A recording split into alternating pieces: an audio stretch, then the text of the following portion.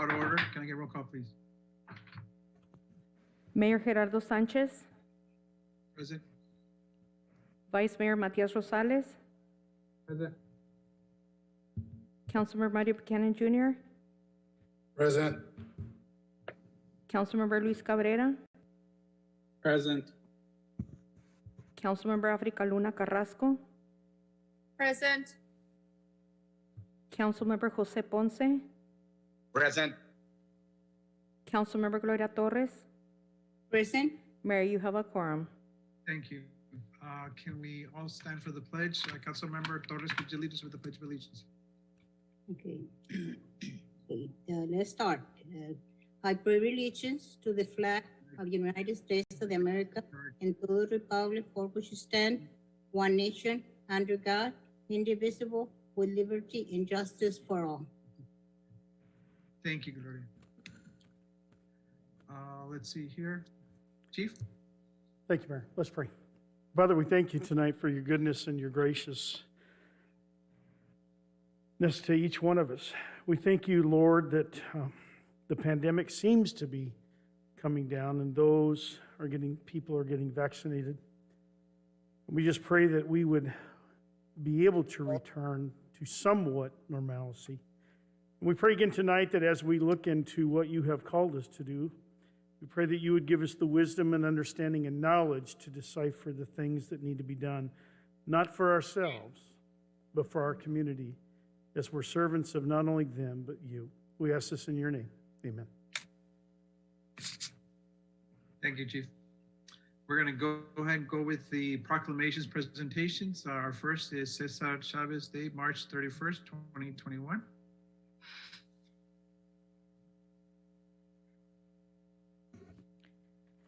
Cesar Chavez Day, March 31st, 2021. Whereas Cesar Estrada Chavez, a native Arizonan born on March 31st, 1927, is celebrated as one of America's great Latino American civil rights activists.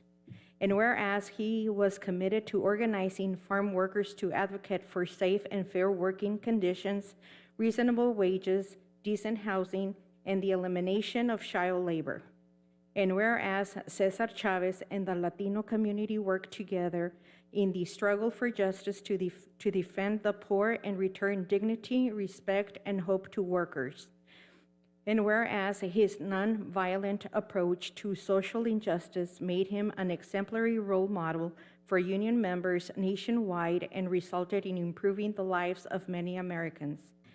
And whereas the life and service of Cesar Chavez continue to inspire us all to seek progress and justice by peaceful means. And whereas Cesar Chavez peacefully passed away in his sleep on April 23rd, 1993 in San Luis, marking an era of dramatic changes in American agriculture. Now, therefore, Gerardo Sanchez, Mayor of the City of San Luis, hereby proclaims March 31st as Cesar Chavez Day in San Luis and urges all citizens to participate in this important and historic event. Passed and adopted this 24th day of March, 2021. Thank you, Sonia. And like I said, the 31st was when he was born. And so he was born in the Yuma Valley, and he passed away in our city. He meant a lot to a lot of people, made a big difference in regards to child labor, in regards to hygiene, and a lot of changes occurred thanks to him. He's a controversial, some people like him, some people don't. The vast majority, what changes occurred and what he did impacted and still impacting a lot of farm workers. And so we are so grateful to have had a person of his caliber dwell and walk our streets. And he passed away in his sleep in our city. So let's observe his day and continue the legacy and make sure that his words are never forgotten, and what he did for us and for everyone, especially our ag workers. And so I just commend, and this is the city is very proud honor him. And finally, we have a street, a big street, a main street in his name and his recognition. And so, thank you, Sonia. We're going to go under item 4B, National Library Week, April 4th through the 10th. Sonia?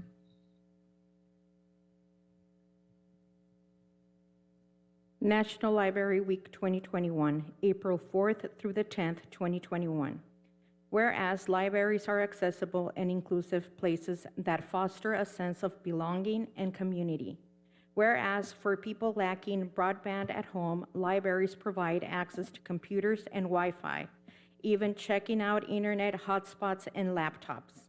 Whereas libraries strive to develop and maintain programs and collections that are as diverse as the populations they serve and ensure equity of access for all. Whereas to adapt to our changing world, libraries are expanding their resources and continuing to meet the needs of their patrons. Whereas libraries are cornerstones of democracy, promoting the free exchange of information and ideas for all.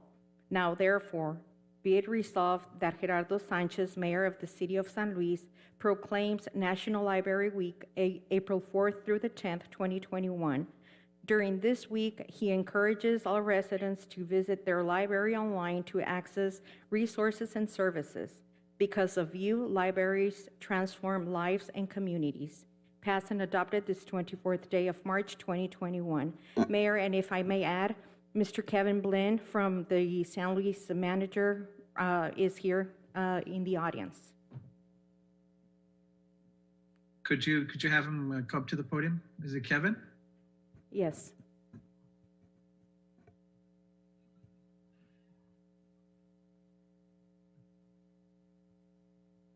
Hello?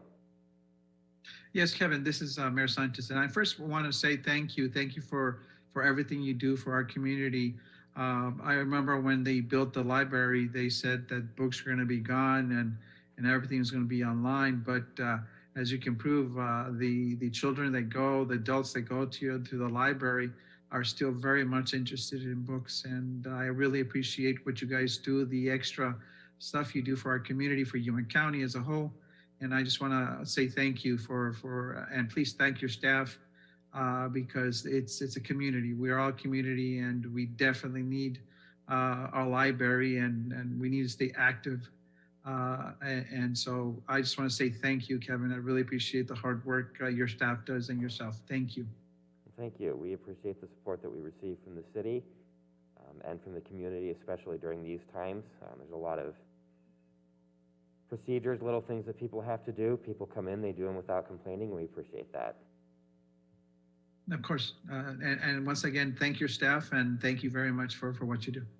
Thank you. Mayor, may I add a comment? This is Yes, Africa. please. Yes, please. I Councilman just Africa. want to, I know I try to once a month update you guys, but I can't get over how much the library employees and staff, how much they do for our communities and how, like you mentioned before, there's been talks about books becoming obsolete and they try so hard to keep that going and the outreach programs that they have and the impact they have in our communities. So once again, thank you for that. Well, you're welcome, and thank you again for the support that the city and the community provide. Thank you. Gracias. Thank you, Africa. Anyone else? Thank you. We're going to go ahead and go with item number 4C, National Fair Housing Month, April 2021. Sonia? National Fair Housing Month, April 2021. Whereas the National Fair Housing Law of 1986, commonly known as the Federal Fair Housing Act, and the Fair Housing Amendments Act of 1988 prohibits discrimination in the sale, rental, leasing, and financing of housing or land to be used for construction of housing or in the provision of brokerage services on the basis of race, color, religion, sex, disability, familial status, or national origin. And whereas the 1968 and 1988 Federal Fair Housing Acts declare that it is a national policy to ensure equal opportunities in housing. And whereas April has traditionally been designated as Fair Housing Month in the United States. And now therefore Gerardo Sanchez, Mayor of the City of San Luis, hereby affirms and proclaims the month of April as National Fair Housing Law of 1986 and the Fair Housing Amendments Act of 1988 for FY 2021 in the City of San Luis, and do hereby urges all citizens of this community to comply with the letter and spirit of the Fair Housing Law, passed and adopted this 24th day of March 2021. Thank you, Sonia. I just want to make sure and emphasize the need. San Luis right now is growing to the point where there's virtually no homes available. They're still building, but they're all sold. And it's why it's so important that any rental or any purchase be done fairly as the National Fair Housing Law states. But we will continue supporting. The housing situation in the city of San Luis, and especially people need to follow the guidelines and the laws dictated by the Housing Federal Law. So thank you, Sonia. We're going to go ahead and go with, excuse me, item number 4D, presentation on the Yuma Multiversity Concept by Mr. Jim. Jim, how do you pronounce your last name, Jim? Schuessler. Schuessler? Thank you so much. Thank you, Mayor Sanchez. Yeah. Please proceed. Sonia, am I able to share my screen? Yes, give me one moment. Okay, thank you. And thank you, Mayor Sanchez. Thank you, council members. And I want to also extend thanks to Sonia for all of her, and Jenny Torres for her assistance in making this possible this evening. Mr. Schuessler, now you're able to share your screen. Great. Are you able to see hopefully a logo there? Yeah, we're seeing it. Thank you. Excellent. Fantastic. I'm going to be brief in respect to your extensive agenda this evening, and just give you a quick introduction to the Yuma Multiversity and what we're working on, what the goals and objectives are. Because although it's branded Yuma, it's in fact about all of Yuma County and even potentially beyond. And it's not a place where people will actually go and earn a degree. It's really about providing more resources so that more people can get over the finish line and achieve their degree. Our board of directors has started with 7 people, but our bylaws allow us to go up to 15. You know some of these people, maybe all of them. We've got elected officials, people from the private sector employers, higher education, and nonprofits. The one thing that this board doesn't do is it doesn't well reflect the diversity of Yuma County, and it must develop that as we go forward. The initial funding to make this go came from APS as well as the Arizona Community Foundation. And so the challenges that we're seeking to overcome, working collaboratively, and these are from some of the survey results. GYEDC does an annual business and retention survey with employers across the county. And the feedback that they've gotten is that only 7 of 10 of these employers consider our workforce to be good or excellent. And I'll just note that as an economic development professional, that definitely tells me that there's room for improvement. 100% of the respondents feel that a 4-year university or tech presence is needed in Yuma County to create a skilled workforce. They speak about difficulty recruiting and retaining workforce as a prevailing problem. And one quick example I can give is back last February, when we can still meet in person, I was up at Yuma Proving Ground meeting with the CEO up there. Actually, he's running Piano Woolens now at this point, but he was CEO up there at the time. And he says, Jim, he says, we're attracting our workforce from other places because it requires certain degrees and specialties. But he says, the problem is that they're not from the greater Yuma area, they typically don't stay. And the cost of replacing that workforce every couple of years is extremely expensive. And so we want a more locally developed workforce, people from Yuma County and the greater Yuma area.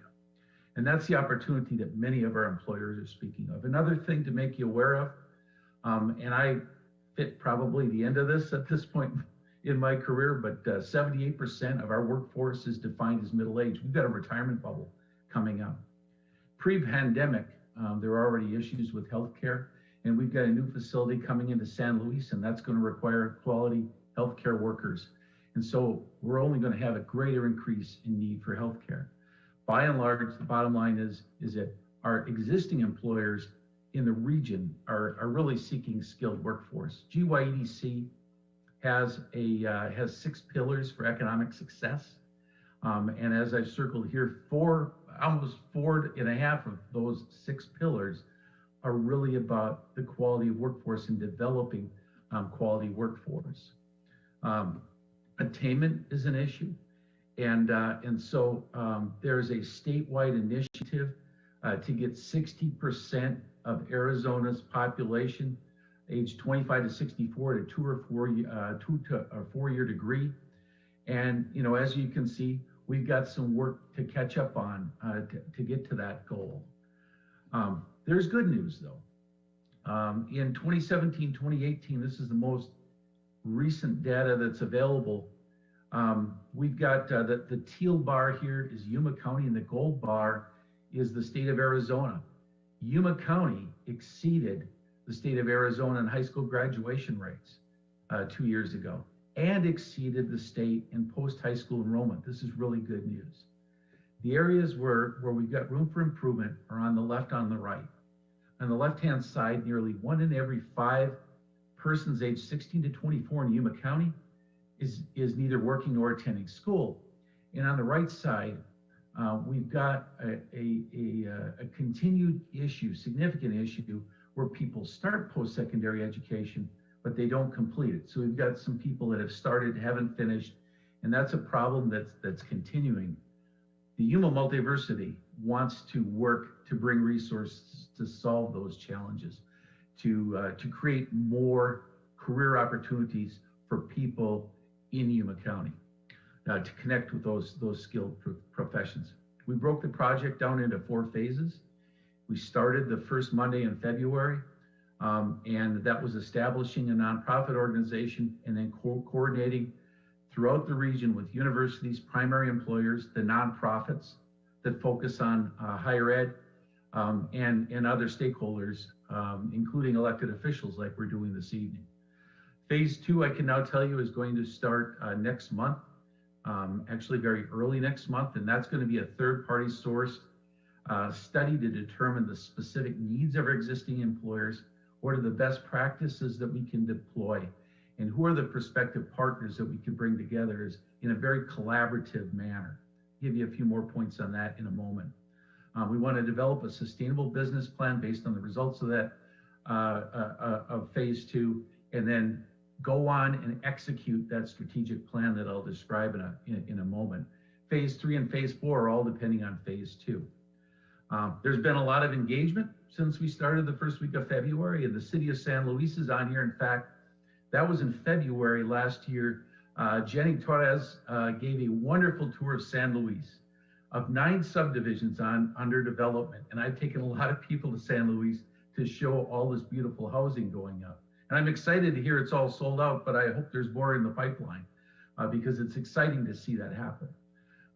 We saw the medical facility that appears to be nearing completion.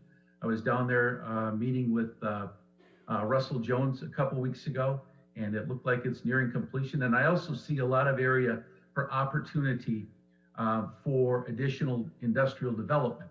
And that's what increasing this education really does, is creates that opportunity to bring in more primary employers. The other thing Jenny did is gave a wonderful tour of that incubator that you've got. And I've worked in economic development. I actually managed a similar incubator elsewhere, and know all the great jobs that can come from that, and all the great businesses that come from that. The overarching question we've been asking is, can we all come together to connect higher ed primary employers to prospective skilled talent? And the reason to do this really shows up, in some of the data that I've been able to put together.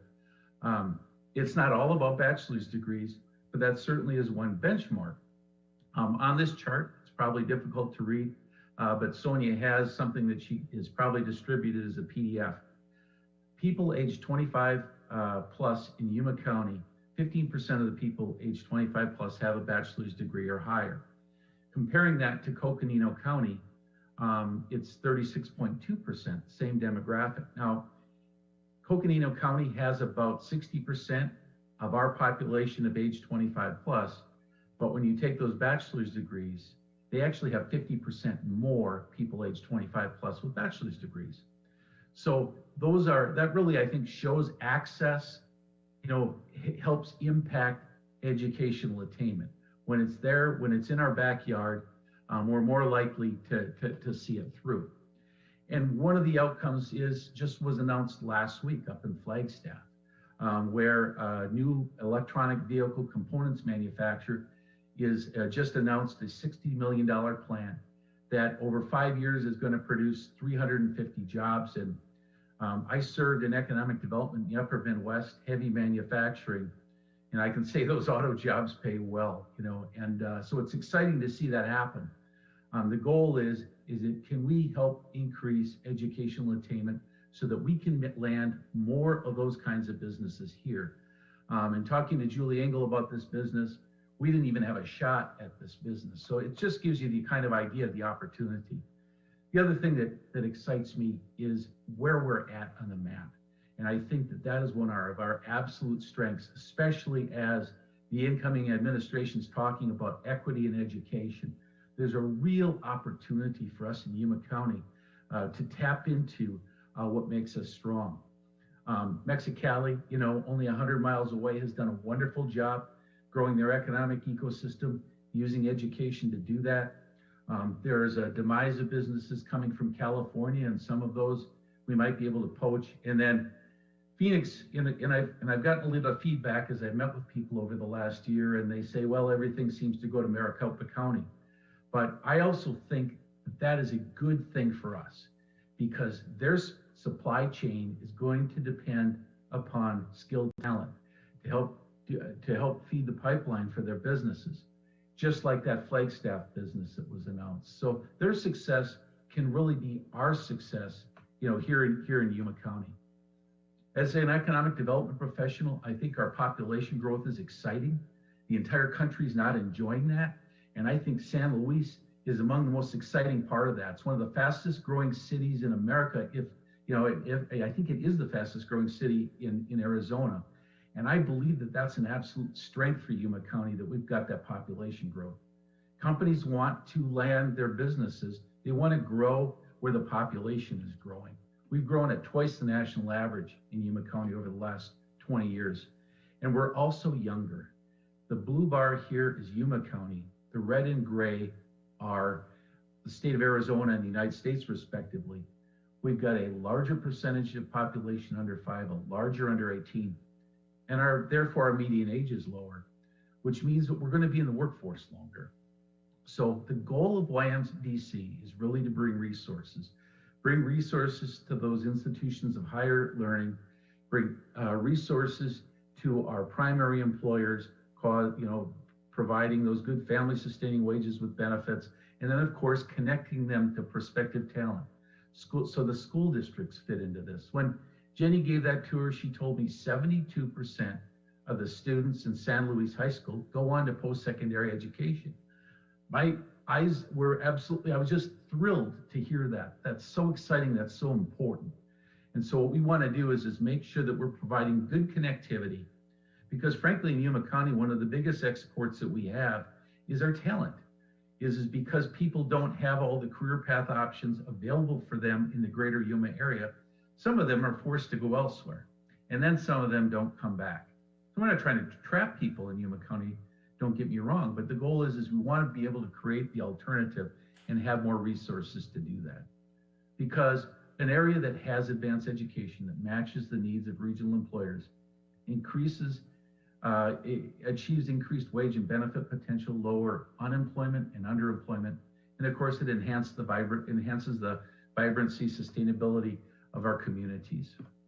So phase 2, which we're going to be launching next month, and we will probably have some sort of media behind this as well, is a third-party sourced strategic assessment market analysis, which will form into the development of a mutually agreed upon strategic plan, meaning that we'll all be on the same page. Education, higher education, our primary employers, the nonprofits, all of them, hopefully our elected officials will all be in agreement.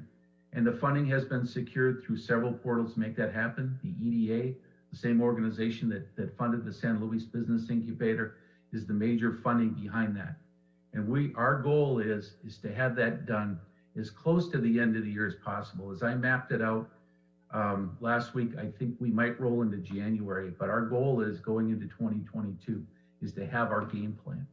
And among some of the areas that we really have that low-hanging fruit that we can grow with are some of these industries right here that we have. So it's growing what we have and then kind of moving along the shoulders to see if we can continue to ratchet up our economy and grow, as I was discussing, the transportation opportunities with Russell a couple weeks ago. So the message that I deliver, and this isn't a complaint, this is just a reality. Everyone has their tasks, and is that, the message is that really no one outside Yuma County worrying about Yuma County today.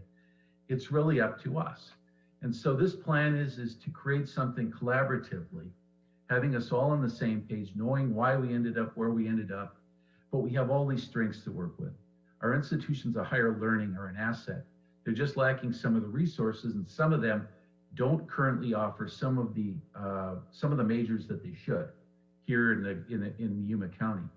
Our youth and our diversity is a real plus. Those growing workforce numbers, stable primary employers. There were no layoffs at Yuma Regional as a result of the pandemic. In fact, they're absolutely desiring more workforce. Our new medical facility in San Luis will require new skilled workforce. We've got water going for us, land. One of the most exciting things is the industrial development in San Luis, and I think that our sunshine is a real plus. So this is about really putting together a plan, a sustainable plan that's not a burden to the taxpayer, with a return on investment, and then getting everyone in agreement in executing that plan. EDA has substantial funds that could take us to phase 3, a big step into phase 3. And so, that could help solve a lot of it. But the key is to have the data. That data forms a strategic plan. And so that's just a real quick nutshell on what we're working on. And I think that San Luis is just an important part of our story. And I hope that folks will be willing to collaborate and all come together to help make this happen. I welcome any of your questions that you might have. First, Jim, this is Mayor Sanchez. First and foremost, thank you. I actually was not aware of the Yuma Multiversity Camp. I guess Multiversity Campus and the whole project. I know we discussed it in the past, but thank you for giving us this brief presentation, because it really means a lot. Especially thank you for the kudos in regards to our population and our growth, and we are the fastest growing community in the state. And the other thing is we are a very young, according to our census 10 years ago, we were very young. I guess the mean age was less than 25, 24 years old. That's such a positive for us going forward. Those are such assets to us going forward.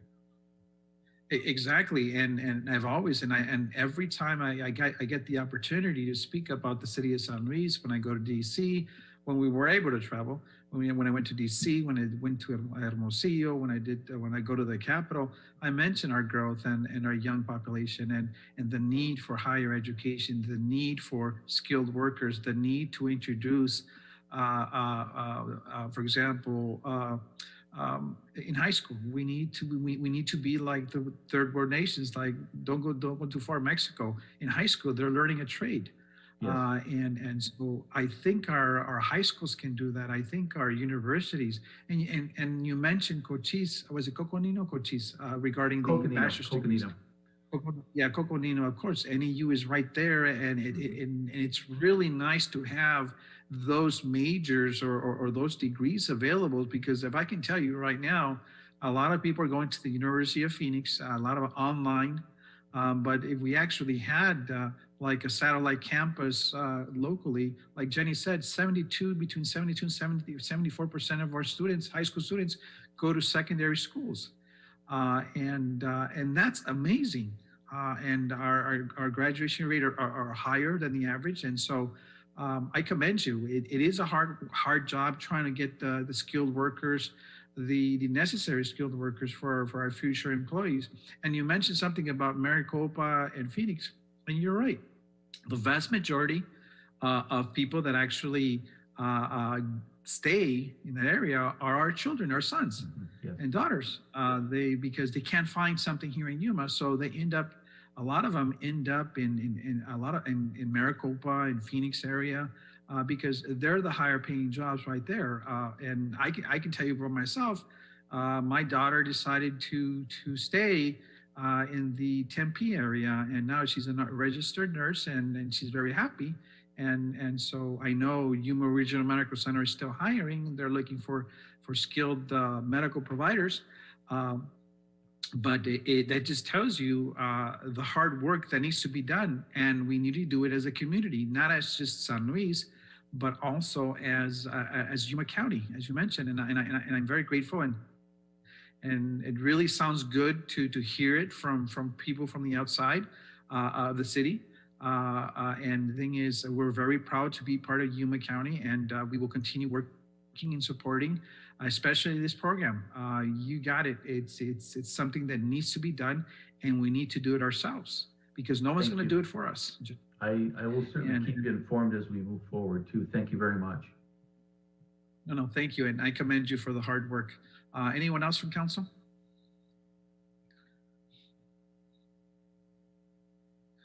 If not, Jim, thank you so much. I really appreciate taking time of your busy schedule this evening, and I know it's been a long day for you. So once again, thank you, and we will give you all the support you guys need. Okay. It is my pleasure. Thank you very much, Mayor. Thank you, Council. And again, thank you, Sonia. Thank you. Have a good evening, everyone. Have a Have a good have a meeting. good evening. Take care. Thank you. Thank you. Bye-bye. We are going to go with consent agenda. All matters are considered routine by the City Council and will be enacted by one motion. If discussion is desired, that item will be removed from the consent agenda and will be considered separately. Disbursements from March 1st, 2021 to March 13th, 2021. Total disbursements, $906,935.22. I will now take a motion. Mayor, I move to approve the consent agenda as presented. Second, There's a motion on the floor. There's a second. All those in favor? aye. Aye. All those against? Motion carries. We're going to go ahead with discussion and possible action items. Item number 6A, discussion and possible action in all matters regarding authorization to purchase a 2021 Chevrolet Suburban to be utilized by staff for travel and training purposes, and to transfer funds from the budgeted project that is not going forward this fiscal year to purchase the vehicle. Sonia? Good evening, Mayor, Vice Mayor, and council members. The purpose of this item is to request authorization for the purchase of the 2021 Chevrolet Suburban. This vehicle will be replacing 4 cars currently assigned to staff at City Hall. And the cars that will be replaced is a 2004 Dodge Durango, a 2005 Ford Taurus, a 2009 Toyota Prius, and a 2009 Chevrolet Suburban. During my meeting with the finance director last month for my department, I inquired about the funds for the purchase of a vehicle, since I had requested one last fiscal year, which was not approved. And the finance director told me that she was going to look into that. When she checked, she did tell me that there was budget capacity as of now. So that's the reason that I'm presenting this item. This vehicle will not be just utilized by the city clerk's office or administration or the other departments at our wing, but it will be available for any staff member that will be needing this vehicle for travel purposes. Okay. Sonia, the vehicles that are being replaced, is it 4 of them you mentioned? Yes, sir. Okay. And you talked to our financial director? That is correct, Mayor. Okay, thank you. I'll go ahead and open it up. And this vehicle is also going to be used by other departments, not just one. Correct. Okay, good. I'm going to go ahead and open the discussion let's see here. Matias Rosales? Comments, questions, or concerns? I know Sonia's been asking for a vehicle already for a few, I would say almost a decade. So maybe it's time to get something for the department. I would rather to see the money go to the expansion budgeting process. It doesn't take a few years, but I have no problem finally getting a vehicle for the department to use. Okay. Gloria Torres, any comments, questions, or concerns? Yes, Mayor. I know that the administration needed it for travel, but they can get another kind of car besides the Suburban. I know that they're replacing 4 cars, but what happened if staff members needed to go to different places? I mean, with 1 car only, can they do it? And my concern, I think it will be better to have 2 cars, not that kind of Suburban, but a different kind of car that we can put more money in and buy two cars instead of 1 with that price. That's my concern. Thank you. Marty Buchanan Jr.? No, Mayor, I don't have any concerns. I don't know if the vehicle is, handy for them, for every department, to carry stuff around the city, when they do their events and it will help them, to help us, when they set up the camp or whatever, for any type of recreation that we do. I don't know if that will help them, but I mean, I'm okay with that. Okay, thank you. Luis Cabrera, any comments, questions, or concerns? Yes, Mayor, I took the time yesterday to be at City Hall and tour the vehicles that we're replacing, and I know definitely 2 need to be replaced. I think the Prius and the 2009 Suburban can still be used locally. I think it would be better, instead of buying a Suburban, like Gloria mentions, instead of buying the Suburban, we can buy possibly a minivan like the one HR has, and a sedan like the Billing and Collections Department has. So we can substitute the price of the Suburban and buy like a minivan and a sedan. And that way they're losing 2 vehicles, but they're also gaining 2 vehicles that are new and they're reliable. I was looking at prices like a Toyota Sienna, which is a minivan, fits 8 passengers. It runs around $35,000. And a Corolla will also run around $25,000 if we did like that brand. I mean, it doesn't matter. It's just throwing numbers out there. So it'd be a little bit more money, but Monica from finance told me that we would just pull a little bit more money from the expansion that didn't go through and use it for the purchase of the 2 vehicles. So I think it would be better to buy 2 vehicles.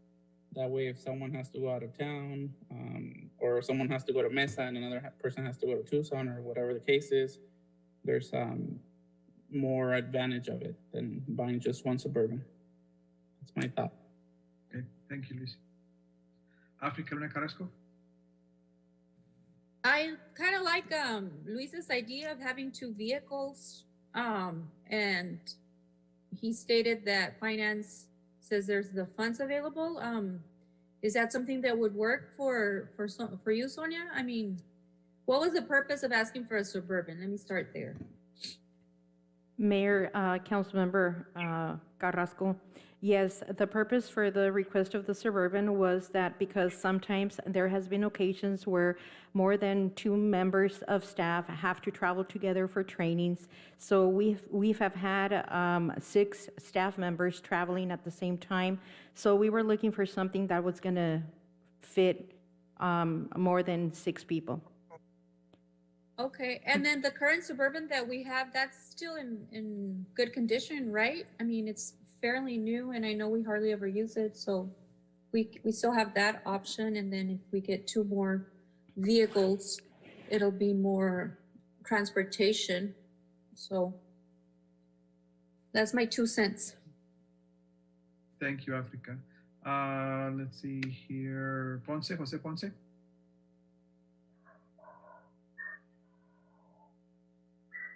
Jose Ponce? Jose? Oh, we don't, I haven't heard anything from Jose. The 2 vehicle concept sounds good, but gotta remember, guys, that we normally purchase our vehicles through what is it, government contracts? And I believe government contracts only go through, they don't do Toyotas. They do Fords, Dodge, and Chevrolet. So we definitely get a better deal when we use state contracts or local contracts. So the Sienna, beautiful vehicle, but we need to make sure that we get our good price. We can probably get a better price, but they have to be, I believe, Ford, Chevy, or Dodge. That is my understanding. Mr. Vera, are you there? Mayor, if I may add something? Yes, please. I like the concept too of the 2 cars, if we're gonna be open to the idea of moving some more money around as a council. Like the Sienna is a beautiful car, but if we could find something equivalent in what government contracting allows, then maybe a mid-sized car, not a Corolla style body. I think that's too small, and for traveling far, I myself wouldn't feel comfortable, you know. It's like that Prius. I mean, you drive one of those, you gotta be comfortable in those things. But yeah, I like the concept of the 2 cars that they're bringing up, and as long as we're okay in moving more money from the budget or from wherever it's coming from, finance it is okay. Because I'm pretty sure we're not gonna be able to buy 2 cars with the 51,000. We'll probably go over about 5-10 grand more. Yeah, I figured, but we could definitely look for it. What I hear is that we're not saying no, but we want 2 vehicles. But Toyota, I prefer to, actually, I'm a Toyota person. And so, but the concept, we need to stick with Chevy, Dodge, or Ford, just so that I can let you know. The Toyota that we have, the Prius that we bought, was purchased full price, and it was very pricey.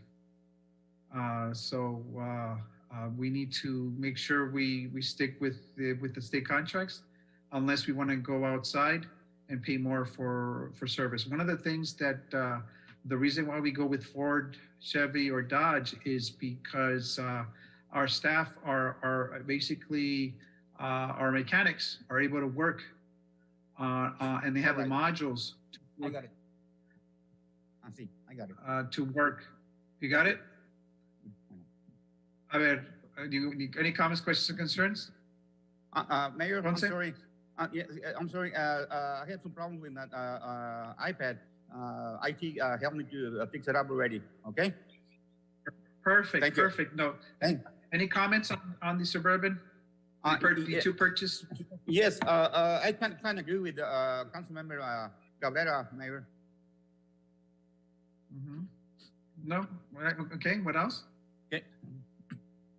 I mean, do you hear me? Yeah, I hear you. I hear you. Okay. Okay. Thank you. Thank you. Okay. So no. So we can actually go back, Sonia. If council permits, she needs to go back and talk to financing and talk about 2 vehicles, and hopefully we could actually get state contracts, local contracts that actually will actually. I'm a little afraid that it's going to be more than 51,000. When we talk about the possible cost of maintenance on those vehicles, but let's go ahead and look into it if council doesn't mind.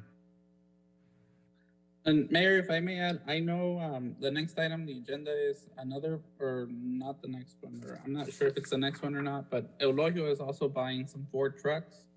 And I know it's the same vendor, Alexander Ford and Alexander Toyota. So maybe there is a possibility to get the Toyotas if I mean, it doesn't have to be Toyota, but it'd be nice for Sonia to bring this back with two vehicles and maybe a little bit more money. Yeah, so Trust me. I've tried the city to buy Toyotas, but they were telling me they were too pricey and they were not in the contract. So I'm a true believer of Toyotas. So no, okay.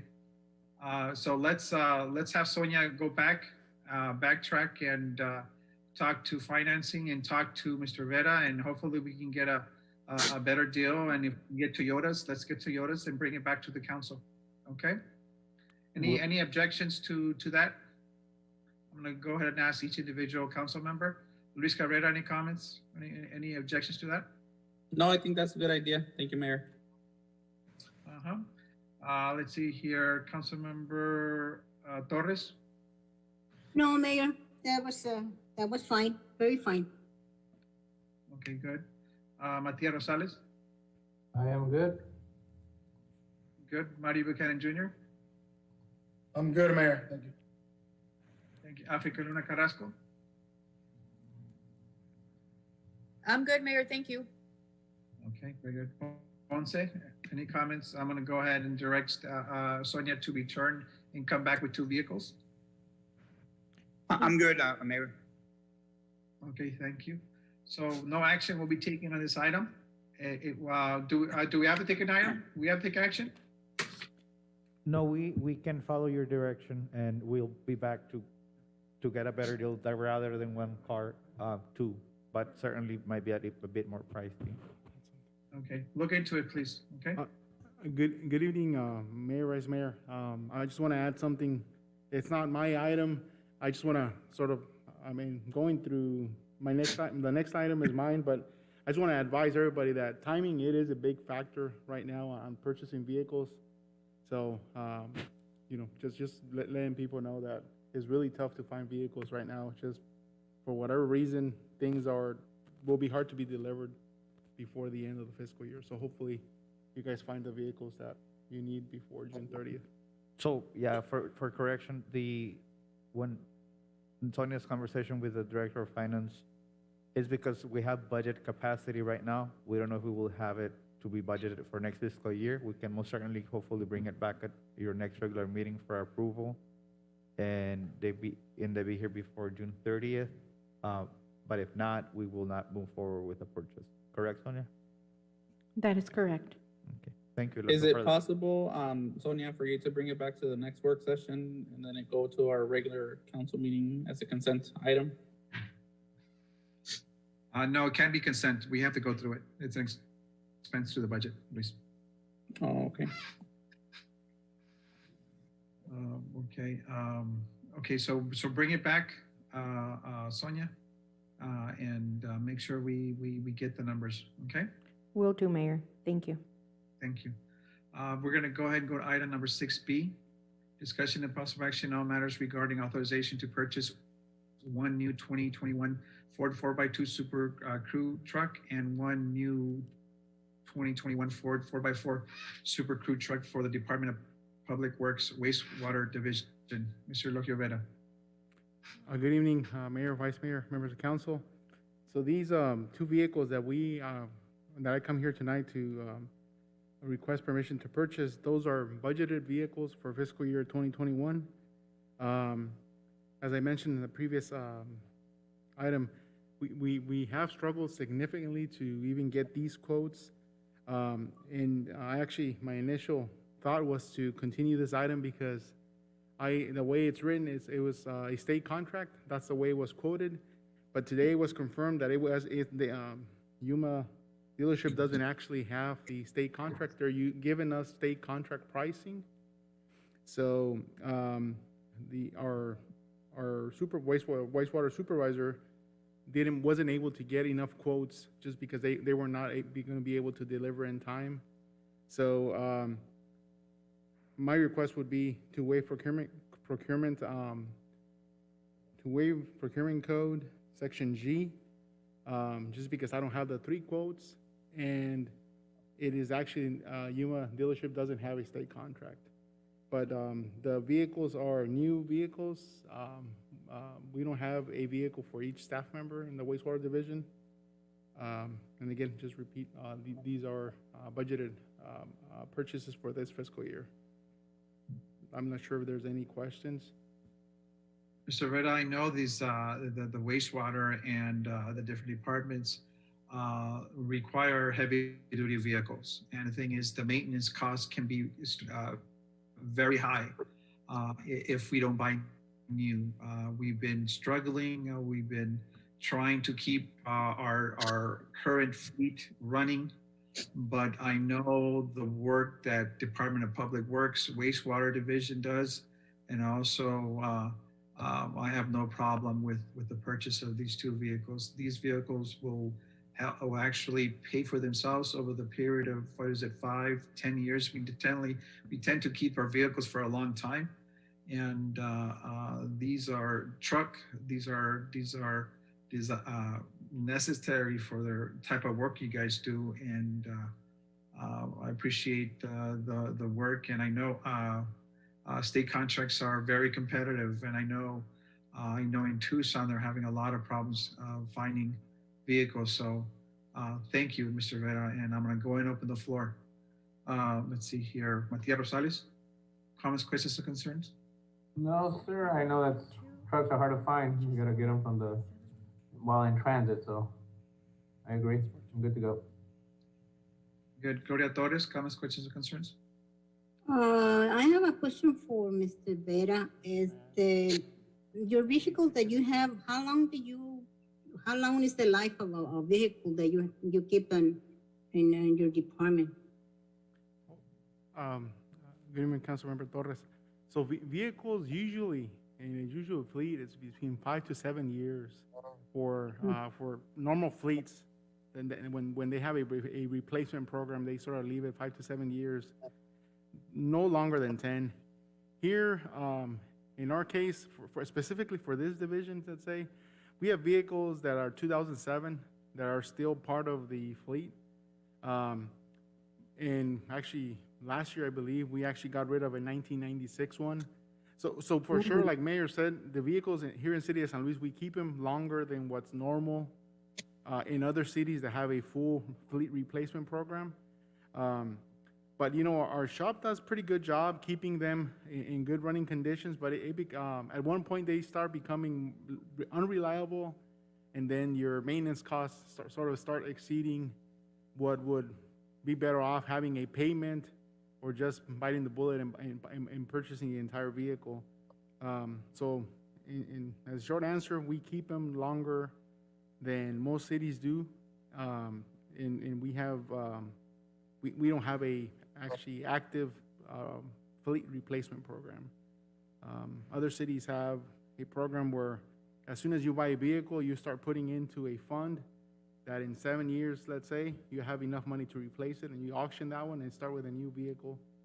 And we don't have that here. Eventually, I think if revenues are where they're supposed to, we could start one, but I think we keep most vehicles more than 10 years for sure. Yeah, we should give an award to those mechanics that keep those cars so that long. Thank you, Mr. Vera. Thank you. I've been trying to award them by giving them a new facility, but I keep on delaying it. So maybe next year we'll have a new building for them. Okay, Mr. Matias Rosales. Any Mari Buchanan, comments, questions, or concerns? None, Mayor. Thank you. Africa Luna Carrasco, comments, questions, or concerns? None, Mayor, thank you. Luis Cabrera, comments, questions, or concerns? No, I think we should move forward. Thank you. Let's see here. Mr. Ponce, comments, questions, or concerns? No, sir. Thank you. Thank you. It's amazing what our mechanics are doing, and I once in a while I recommend you drop by. They work with all kinds of vehicles, and it's tough work. And so I agree with you guys. So I will now entertain a motion. Mayor, I'm at the podium just because the section of the procurement code is changed because it wasn't an actual contract. So at the end of the motion, if you could say, and waive formal purchasing code under 36.01H. Or if you'd like me to say the motion. What is it that you'd like us to say, Kay? So go ahead, the motion is good At as the it end? is. Just to except waive at the procurement end, code. We need to waive formal purchasing procedures under 36.01H. As in Is it H or G? H. Okay. We're waiving G, Procurement. but we're using H to do it. So with that said, Mayor, I'd move to approve the purchase of 2 new Ford F-150s Super Crew trucks in the amount of $70,460 with 82 cents, waiving the formal purchasing procedures in section 36.01H. Second. For point for clarification, is that right, Kay? Are you okay Yes, with he that? got it right. Perfect. Thank you, Luis. There's a motion on the floor. There's a second. All those in favor? Aye. Aye. All those against? Motion carries. Thank you. Thank you. Let's see here. Thank you, Mr. Vera. Item number 6C, discussion and possible action on all matters regarding purchase agreement between the City of San Luis, Arizona and Standard Printing Company to provide the processing, printing, and mailing of utility bills. Mr. George Perez, Billing and Collections Manager. Good evening, Mayor, Vice Mayor, and members of council. Before you, this item is presenting for approval a new agreement between the City of San Luis and Standard Printing. Standard Printing, it's the third-party vendor that the city uses for printing and mailing out the utility bills. We've been with this company since 2013. No issues whatsoever. We've been working with them in a very good manner. Contract renewal, it's following we're actually asking and piggyback on a contract that they had with the City of Surprise, saving us the time and effort on a full new request for proposals for this service. This is also allowed under the cooperative purchasing city portion of the city code. And I'm here in case you have any questions about this topic. Okay, I know you've been looking into this and we need to continue. I think they've done a good job in regards to printing, the billing, and the diagrams, thank you. I have no questions, no further questions. I'm gonna go ahead and open the floor. Matias Rosales. No questions, Mayor. Thank you. Gloria Torres. Comments, questions?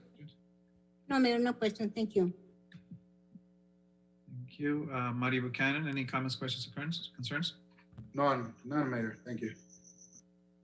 Thank you. Africa Luna Carrasco, comments, questions, or concerns? None, Mayor. Thank you. Luis Cabrera, comments, questions, or concerns? No, thank you. Thank you. Mr. Torres, let's see here, Ponce, comments, questions, and concerns? No, sir. Thank you. Thank you. If not, I will now entertain a motion. Mayor, I move to approve the contract with the Standard Printing Company, Inc. as presented. Is there a second? Oops. There's a motion on the floor. There's a second. All those in favor? Aye. Aye. All those against? Motion carries. Item number 6D, discussion and possible action on all matters regarding the proposed agreement between the City of San Luis, Arizona and the Weldon Financial Services to assist the city in providing a water, wastewater, and sanitation cost of service and rate update. Mr. Jorge Perez. Good evening, Mayor, as well. Again, I'm sorry. So this item was presented to request a guidance on how to proceed back on March 3rd on the work session. Direction was to proceed with the full study on utility rates. So here before you, we have a contract proposal from Wildan Financial Services. This is the professional services firm that the city has been used for the past 15 years, and they have assisted us with the forecasting of utility rates.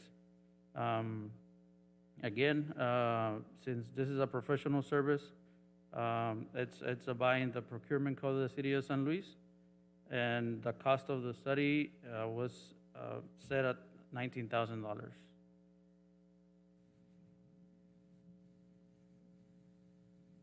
Thank you, Jorge. I know we discussed this in our workshop, and I just want to make sure that we've been working with the same company for the past 15 years. They have been working also, I believe, with the city of Yuma, the city of Somerton, I believe they've done, I don't think Yuma, but I think Somerton has, and they've been working with different municipalities, and this is what they do. So it's something that needs to happen, and the city needs to make sure that we're able to pay our bills. We do not want to return to the deficit where we had almost $1 million where we subsidized the water and water waste. So I want to make sure that we were up to par with what's going on right now with our utilities of water, wastewater, and sanitation costs. So I'm going to go ahead and open the floor for discussion. Matias Rosales, Vice Mayor. No questions, all good to go. Thank you. Gloria Torres, comments, questions, or concerns? No, Mayor, thank you. Marty Buchanan Jr., comments, questions, or concerns? No, Mayor, thank you. Africa Luna Carrasco, comments, questions, or concerns? None, Mayor, thanks. Thank you. Luis Cabrera, comments, questions, or concerns? No, Mayor, thank you. Mr. Ponce, comments, questions, or concerns regarding the item? No, sir. Thank you. Thank you. I will now entertain a motion. Mayor, I move to approve the professional services contract with Wildan Financial Services in the amount of $19,000 as presented. Second. There's a motion on the floor. There's a second. All those in favor? Aye. Aye. Aye. All those against? Motion carries. Thank you. Item number 6C, discussion and possible action on all matters regarding the change of appointment of a vice mayor. Councilmember Luis Cabrera, Councilmember Africa Luna Carrasco, and Councilmember Gloria Torres.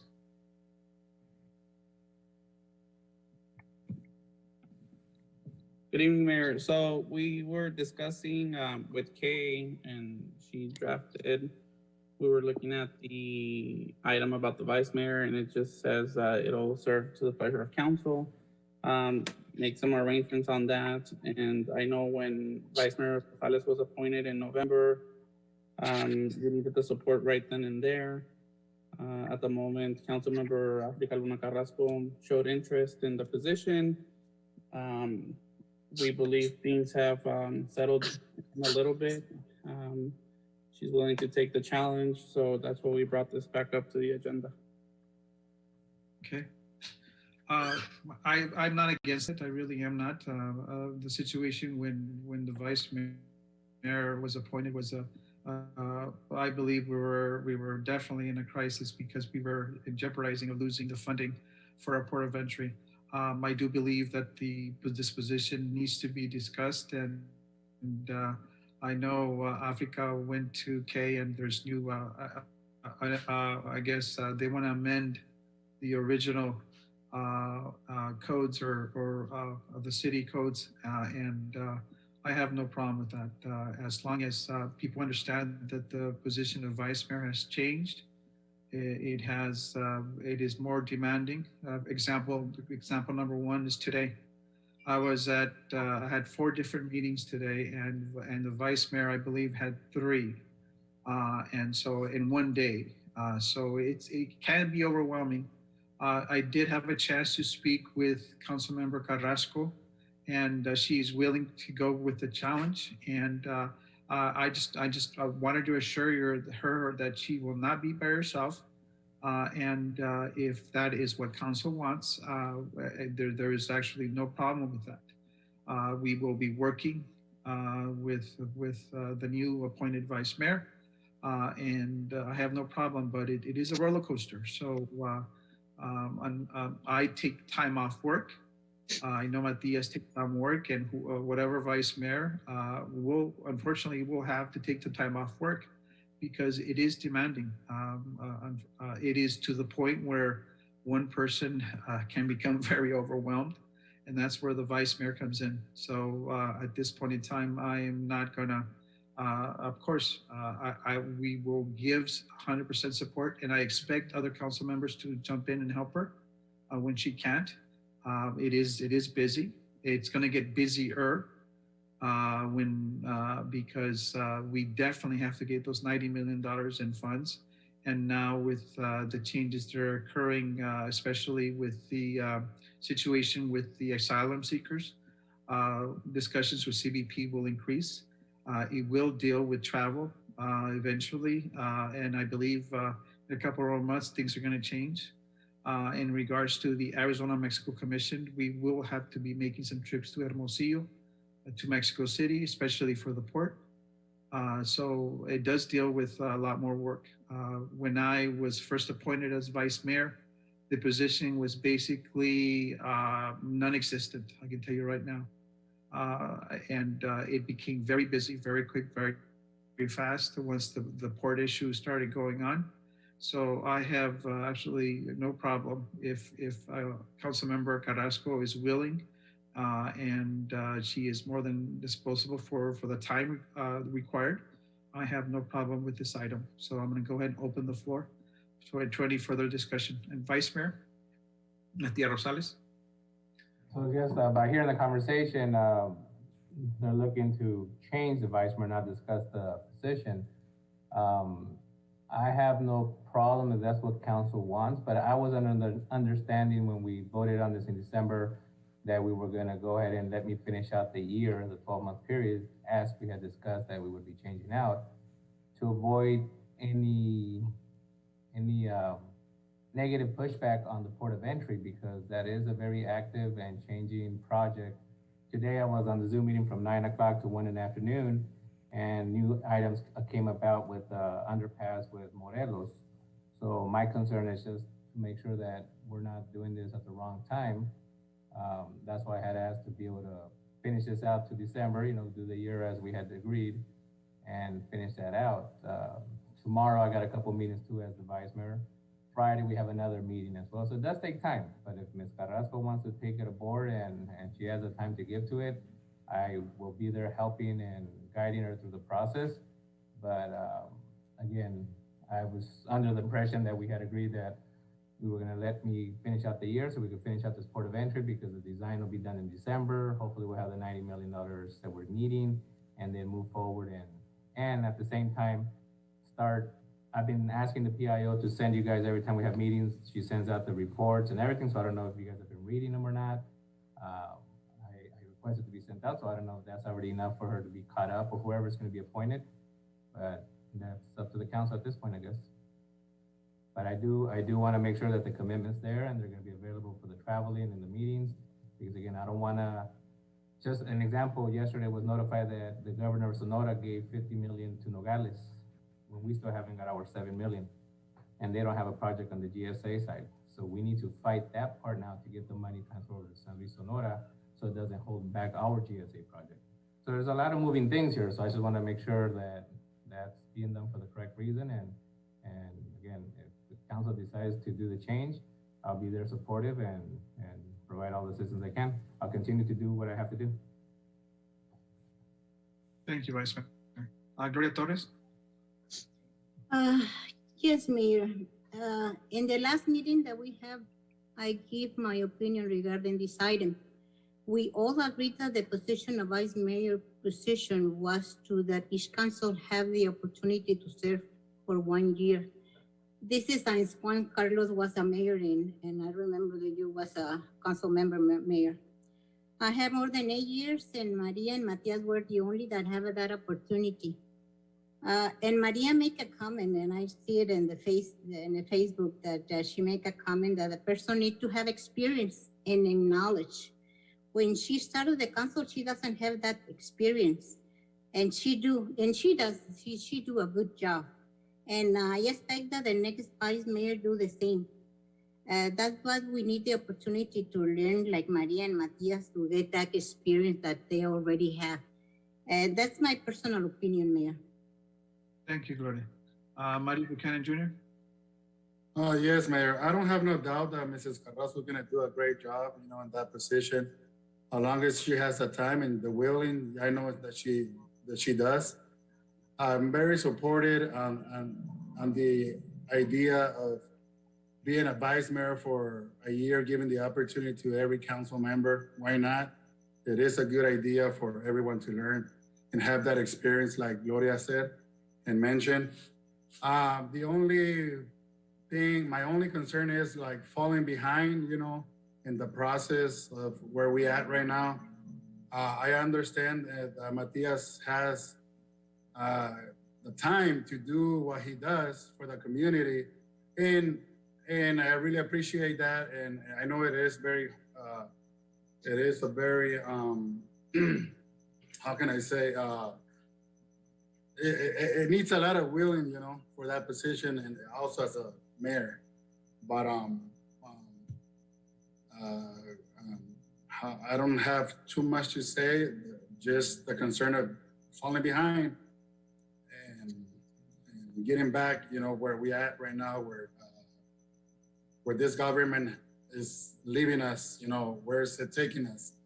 And I think that we have been doing a good job, and I just don't want to fall back. But I know that Africa will make the time for that, and, you know, will keep us, you know, steady, you know, in balance on everything that we're doing right now.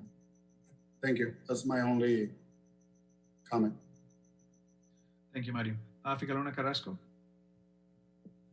Yes, Mayor. So like as we spoke earlier, I welcome the opportunity and the challenge to serve my community in this new stage in city council.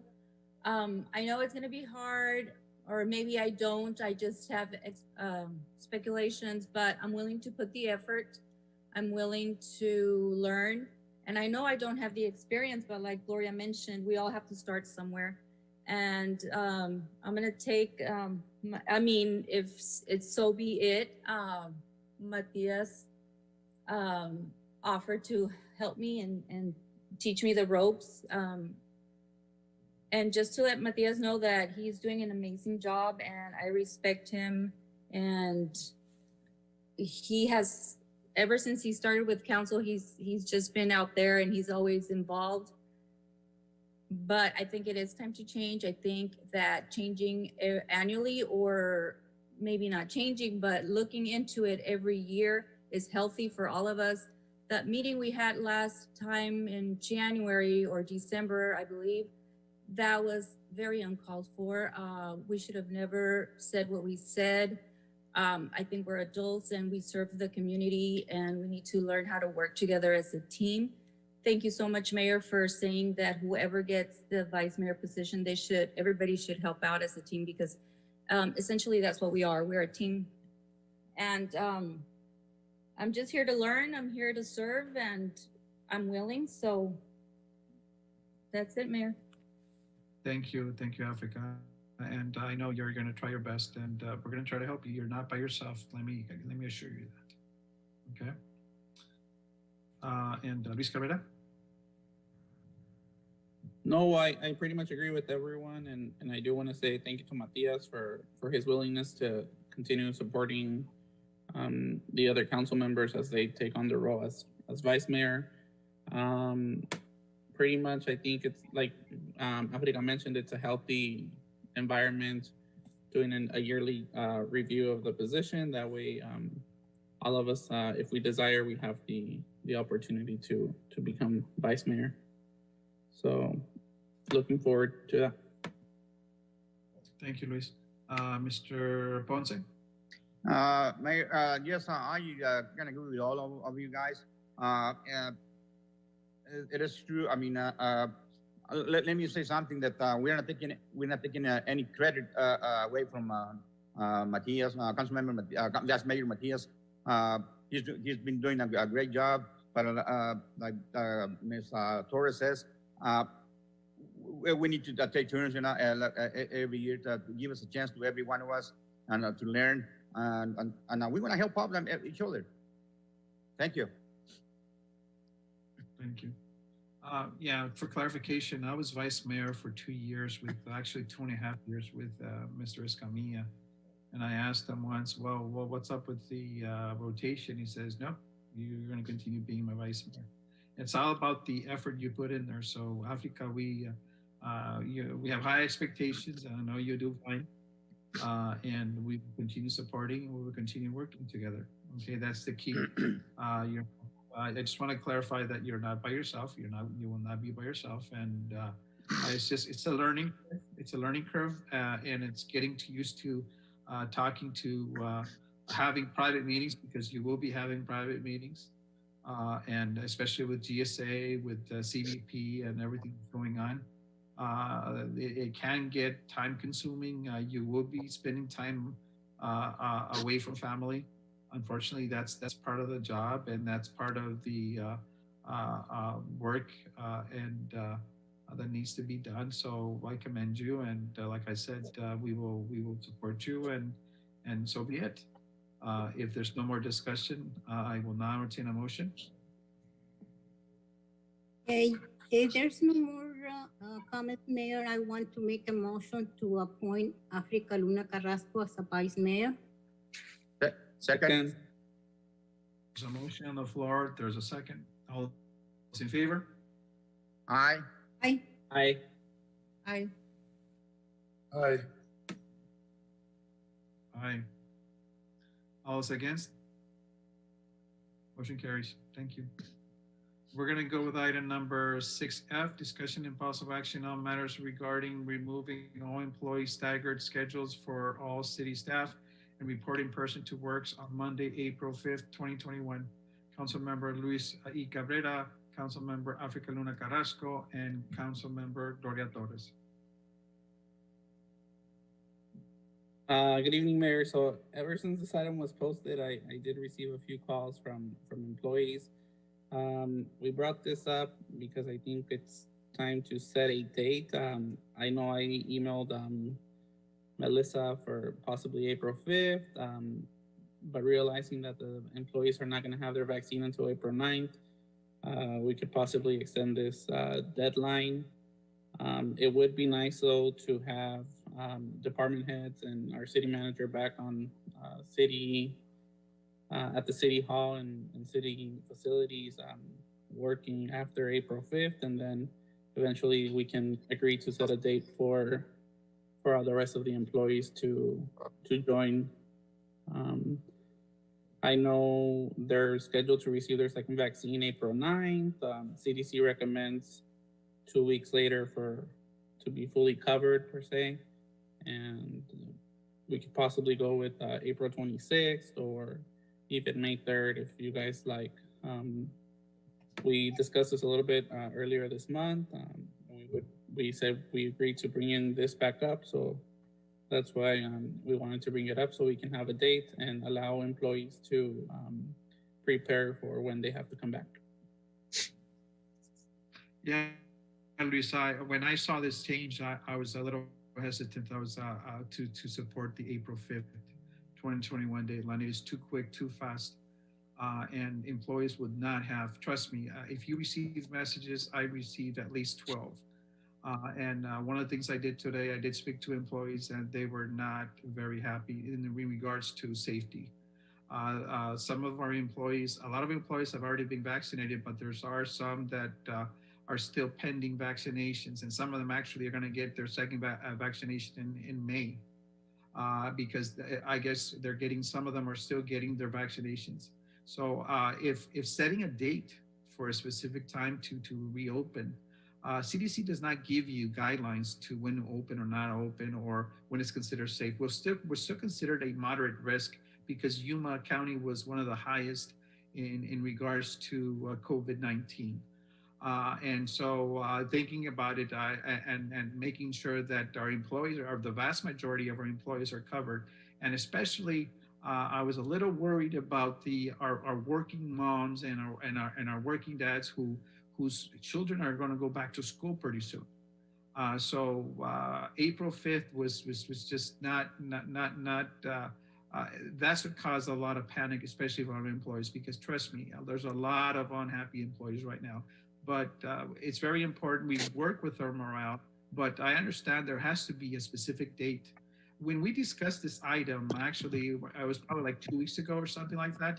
I was thinking 6 weeks. By 6 weeks, we should know if we're going to have a trend or we're going to have a spike. And as of right now, we are doing okay. So I was thinking more in the line of May 3rd, which is only a week more than what you're talking about.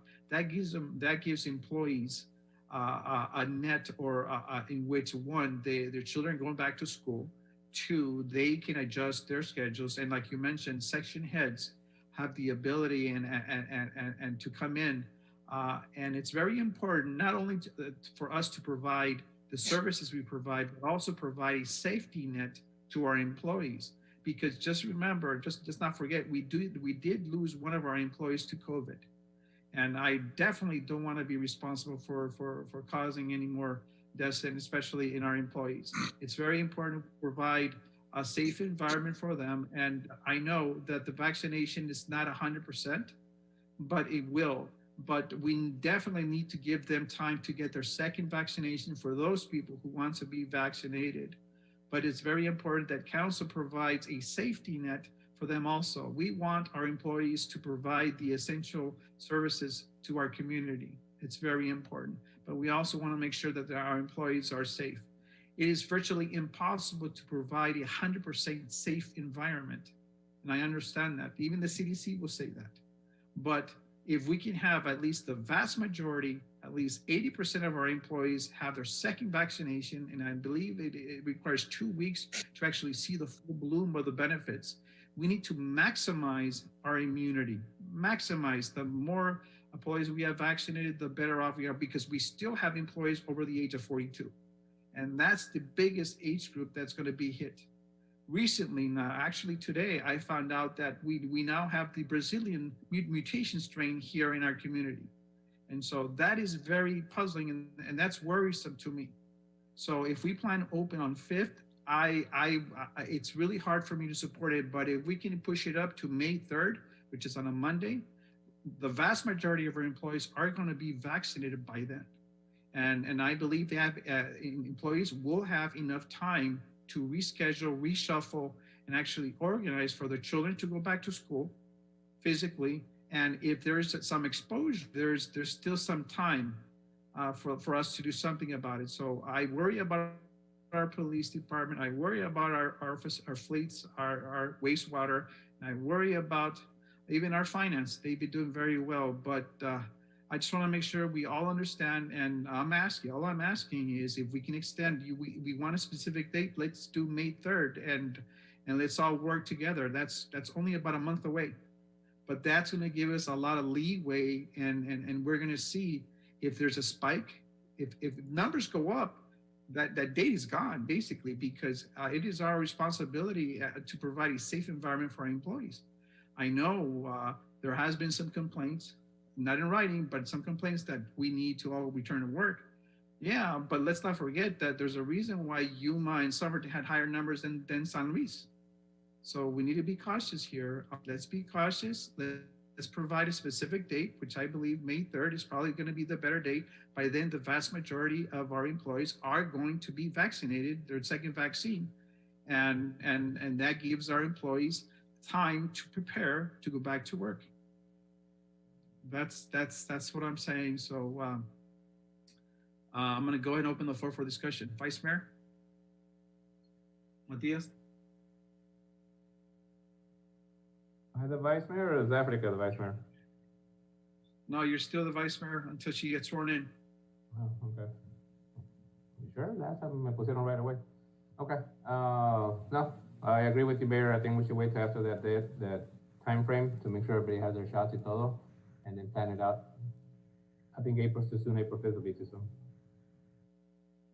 Okay, thank you. Gloria Torres? Yes, Mayor.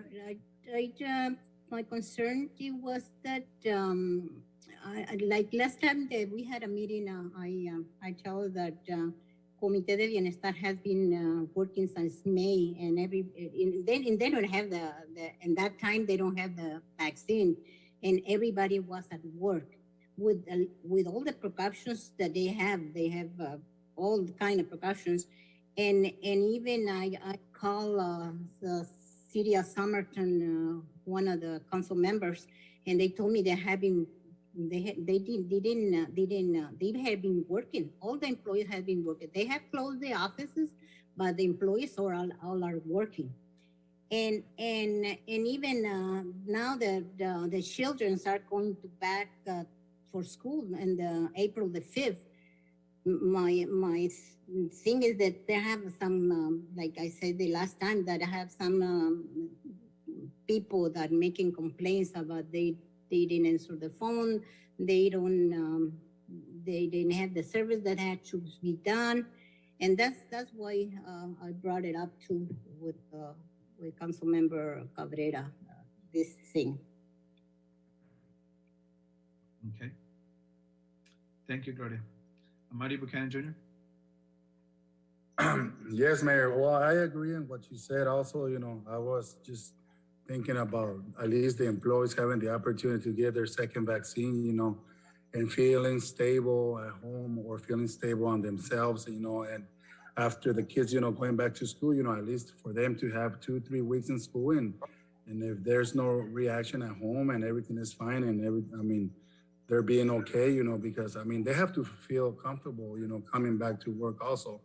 So it's just not about just putting them back to work because just we have the power to do that.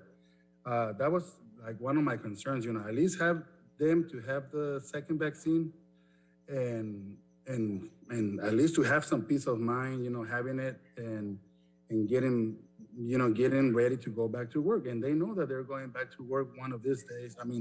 It is coming, but at least having that peace of mind on them and get them together and get them ready, how that works. That's my only comment on that. Mario, can I ask you a question? Did you stop to work in your job? No, I didn't. Everybody kept working because the line of grocery, we have to support, everyone needs to eat, and buy their fresh veggies and meats and stuff. Mario, you're an essential worker. Huh? You were an essential worker. You're like, exactly. You're considered a first responder. Well, yes, of course. I was going to go on that. I'm an essential worker, of course. We need to provide for their families. And I understand if you're going to go that route, I don't think, yes, we are essential for this community, but we've been doing the job correctly, and we've been running this community the way that it's been happening. I just believe that giving them, at least I would like to have, when this first started, I wish I could have stayed home also, and just be more safe. I'll be honest with you. But since I was an essential worker, I had to be out there, providing for those families. But I don't know if I explain myself or not, but it is up to council, whatever you guys decide, it is what it is, I guess.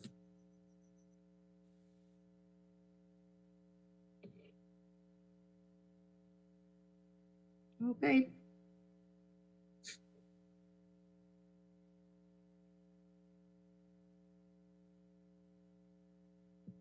Africa, Yeah, so I think that May 3rd is a good idea, bringing employees back. We'll give them the opportunity to get the vaccinations as well as provide peace of mind, and then they can make arrangements in whatever their personal life matters they need to to work on. But can we bring the department heads back before then? I know we have a few department heads, not a lot of them. So if they're here on their normal schedules, maybe some of those complaints that have been exposed, they can be there to assist and help the community out. I know, like Mario mentioned, yeah, we've been closed and yeah, employees have been working staggered shifts or whatever we call those, but we've always kept, the garbage truck going. We've always provided the services, but I'm talking more of the administrative part of it where there's been complaints and from different departments throughout the city. Maybe we have department heads and the city manager on site. We can help with that area, but definitely employees should get their shots. Mayor, may I ask a question? Yes, please. This is to Tadeo. Tadeo, for clarification, because every time I go to the city hall, I do see the department heads there. Are there department heads that aren't there on a daily basis? I know sometimes you're in and out because you got appointments, but can you elaborate that? Because I'm out in the community a lot. I work with a lot of the companies and vendors, and I really haven't heard any complaints to that extent. To answer your question, I haven't received any complaints either. I know some of us we are not on a strict 7 a.m. to 6 p.m. schedule because we're here, either earlier or later than that, and on weekends. I don't know what by bringing us back means, because I don't think any of the department heads has ever stopped working. All of them are here kind of nodding and agreeing with what I'm saying, unless, 1, 2, 3, 4, 5, 6, 7, 8, 9 of them in here. None of us have stopped working. Correct me if I'm wrong. I think the only department head that I really probably don't see, because it's a senior center, right? But that's not a department head. That's under a department head. The department. Correct. But even there, they have been making calls and working on different programs and by appointments. So I don't have the department head list in front of me, but I know, some of them, we have been flexible when it comes to having their children in school or babysitter issues with department heads, except employees. We have been flexible with that. But I think they do put in their time and plus some more. So again, I don't know by not being here or not working means. If it means that you want us all here 7 a.m. to 6 p.m. sharp, I don't see a problem. It was just we were being flexible with department heads given the time of hours they put in. And during the pandemic, it was just, it's been a year that all of us have been working a lot of days, but you are the bosses. If you want to, separate us from us, but again, I have 8 department heads in front of me right now, agreeing with what I'm saying. None of us have stopped working. You can see emails and texts and phone calls that we do take, and I don't know if that kind of answers your question. That answers it, because every time I go, I see the department heads there. So I know employees were being staggered, and I know department heads, because for example, today's Wednesday council meeting, they're late, so tomorrow they'll come in an hour or later because they got to make up, because, as long as they get to work late, that's done. So that was my only question. I just wanted to clarify that, because, the way it sounds is like no one's ever there, so I just wanted to make sure. Thank you. I don't know if any of the department heads present have a comment or anything to add to what I just said. Well, I just do want to add, I know yesterday I was there looking for a department head, and that department head was off because they don't work on certain days at City Hall. So, we're not saying they're not working. We're just saying they're not present at City Hall. We know they're all working because I called the department head and they picked up and they answered my question and helped me with whatever I needed. So it's not that they're not working. It's just that bringing them back is as in they're no longer working from home. They're starting to work at the city hall, their operating hours. I think, And like Matias says, I agree with what Matias said. I mean, if they're there today late, I mean, they can come in a few hours later tomorrow, so. okay, Africa, how do you feel about that, Africa? No, yeah, like the explanation given, I know they're working, it's just for them to be more visible in their posts. But, well, whatever council decides, I'm glad as long as we set a date. Okay, good. Let's see here. Luis Cabrera? No, I pretty much expressed my thoughts when presenting the item and answering to Tayo. Okay, thank you. Mr. Jose Ponce? Yeah, Mayor, I think what Councilmember Carrasco means that, you know, have those department heads, I mean, every day there. And you, when you talk to Councilmember Bujana, you said one word, essential. Can we bring those essential workers, I mean, you know, every day? And department heads, you know, every day? Mr. Ponce, we can bring section heads in. They can prepare for their employees to come in full time, no problem. That is no problem. And it is essential workers. We've been protecting our essential workers, for example, fire, police, and wastewater. They have been working. We have been, but the thing is, if we cannot afford to bring everyone in at the same time, they're going to get. If someone gets infected, we already lost 6 officers at one time. Now imagine losing all our officers at the same time. As of right now, they have not said we relieved COVID is gone anymore. That's our biggest concern. We can bring section heads in. Yes. Yeah, but yeah, I'm talking about on the city hall.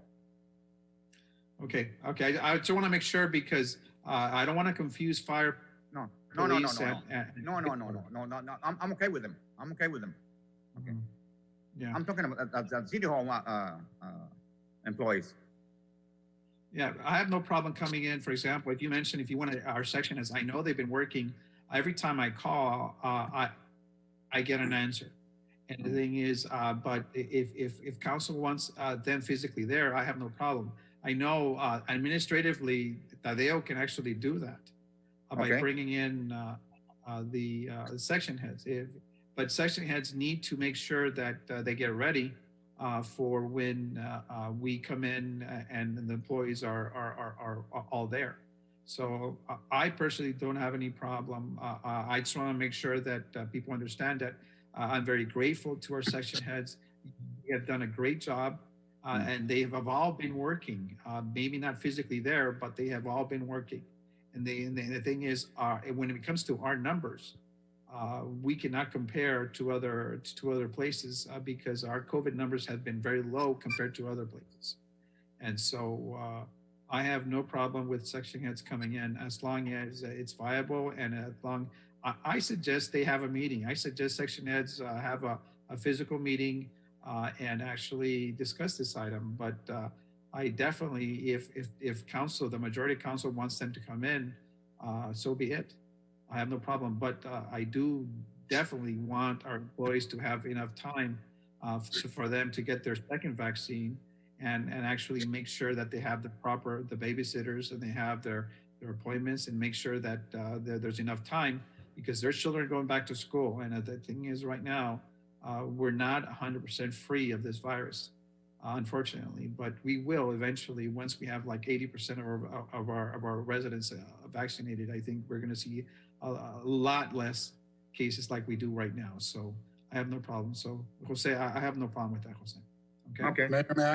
Mayor, may I say something? Yes, Mario. Yeah, let's not forget that essential workers get infected too, okay? I know. Let's not forget that because being essential workers, I mean, you're making it sound like they don't get infected, but no. Yes, we worked the whole year. as essential workers because we cover other employees that got infected, you know? So that's just an idea of how that works. I mean, if you think that you're gonna bring essential workers, it's gonna be better for our community, just remember, they might get infected too.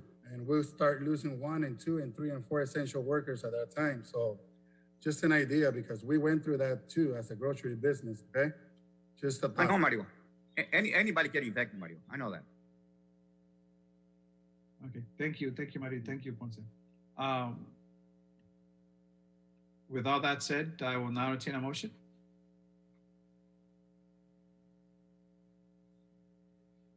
So Mayor, I would like to make the motion to have all department heads return to on-site work on Monday, April 5th, and then have employees return dates set to May 3rd, 2021. If we need to revisit this, then we can bring it back on the agenda. So you want, for clarification, do you want section heads to return? Section heads to return and remove staggered schedules for section head, city manager starting April 5th, and then doing the same for all employees May 3rd once they've had the vaccine and their 2-week period. Okay. So what if section heads haven't had their, okay. What was that, Matias? I was just saying, so what if the section heads haven't had their vaccine or their second shot yet? I'm not able to ask that. It will be your liability. Right, I get it. That's what I'm saying. That's why the DS made fit for everybody. That way we don't have to worry about that. But, okay, we got a motion. Let's move forward. Is there a second? Second. There's a motion, a second. Can I get roll call, please? Mayor Gerardo Sanchez, Yay. Vice Mayor Matias Rosales, Hey. Councilmember Mario Buchanan Jr., Nay. Councilmember Luis Cabrera, Yay. Councilmember Africa Luna Carrasco, Aye. Councilmember Jose Ponce, Aye. Councilmember Gloria Torres, Aye. Mayor, for clarification, can I get your vote again, please? Nay. And Sonia, just to clarify, mine was a yes. Yes. Okay, so motion does pass with four ayes and 3 nays. Motion carries. Thank you, guys. Appreciate it. We are now going to go item number 6G, discussion and possible action in all matters regarding the approval and adoption of order number 2021-5, in order of the Mayor, City Council, and City Council of the City of San Luis, Arizona, to authorize the City of San Luis Police Department to receive funding for equipment for approving an intergovernmental agreement and authorizing executive sub-receipt agreement operation, Stone Garden Grant Program Award, a relocation between the state of Arizona through the Arizona Department of Homeland Security and the City of San Luis, Arizona through the San Luis Police Department. Mr. Richard Jessup, Chief of Police. Good evening, Mayor, Vice Mayor, and Council. We're bringing this item to you as we were notified by the Department of Homeland Security here in Arizona Border Patrol that some of the funds that we had requested under an initial 2018 operation fund for Stone Garden for equipment was initially cut out of that particular budget that particular year. We were notified over the past several weeks that this money has been reallocated and the money is there, and they have now awarded San Luis PD another $32,010 for the equipment that we were going to originally purchase. This is good news simply because these items you may have seen for this coming up fiscal year budget retreat, and now we will not have to put those items into that as well. So it will actually save us money to look at some other opportunities. But we're grateful for Homeland Security, recognizing the hard work of San Luis PD and all of those that serve in Stone Garden. As you all know, we are faced with some tremendous things that are happening at this particular point with the immigration crisis that we face on a daily basis now. And the assistance to Border Patrol is greatly warranted, which I think went to them looking at awarding San Luis PD this money. So we're glad to bring this to you. We ask for your approval to receive these funds.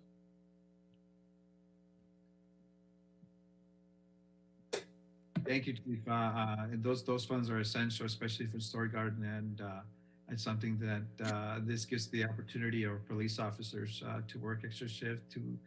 It's basically for Homeland Security, and I really appreciate what you guys do and put yourself on the line on a daily basis. And I highly support this agreement, the Stone Garden. I know there's some possible talk that they might take Stone Garden away or something like that.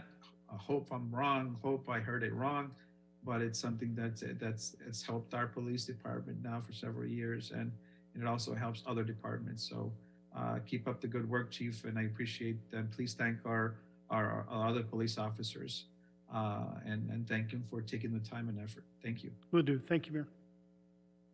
Okay, I will now open the floor for discussion. Matias Rosales.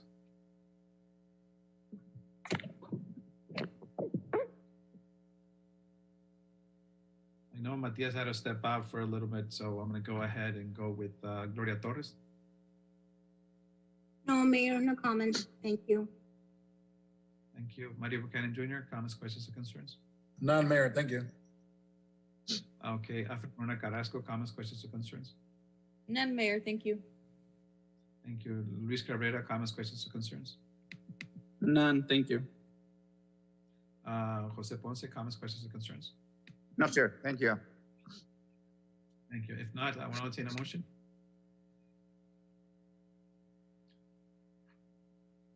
Sonia, do you mind scrolling it down a little bit? I move to approve and adopt order number 2021-5, approving the intergovernmental agreement and grant as presented. Second. There's a motion on the floor. There's a second. All those in favor? Aye. Aye. All those Aye. against? All those against? Motion carries. Thank you, Council. Item number 6H, discussing the possible action on all matters regarding Resolution 2159, a resolution of the Mayor and the City Council of the City of San Luis, Arizona, authorizing and directing and entering into a development agreement with the Greater Yuma Port Authority, the GYPA, to phase the development of Magrino Industrial Park, Unit number 3K. I believe this item was brought up again. Is that correct? Well, we've had other items on GYPA. We had a grant application, which we did get. We've had contracts based on that grant. And before the grant, we had an agreement with GYPA to work together to get the grant. But this part is about the subdivision itself. And if Sonia can go to Exhibit A.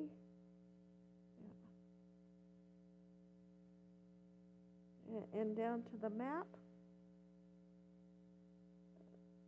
So what GYPA wants to do with the Magrino subdivision is separate the infrastructure into 3 phases. And the first phase is the yellow part, the road and the utilities there. And that's where the grant money is going. So they want to phase out the other 2, the blue and the green infrastructure. It will help them with their assurances that they have to do for a subdivision. But because they submitted it as one subdivision, in order for them to phase their assurances, they need to phase the subdivision. So that's what this development agreement does. It allows them to treat each phase as a subdivision. So that's basically the agreement. Okay, looks good. Okay, I know it took a lot of work, so I appreciate that. So I'm gonna go open the floor for any discussion. Matias Rosales? Is he still unavailable? I guess so. Gloria Torres? No, Mayor, no comments. Thank you. Thank you. Marty Buchanan Jr., any comments? None, Mayor, thank you. Africa Luna Carrasco, comments, questions, or concerns? None, Mayor, thank you. Thank you. Luis Cabrera, comments, questions, or concerns? No, I don't have any. Thank you. Thank you. Mr. Ponce, comments, questions, or concerns? No, sir, thank you. Thank you. I will now entertain a motion.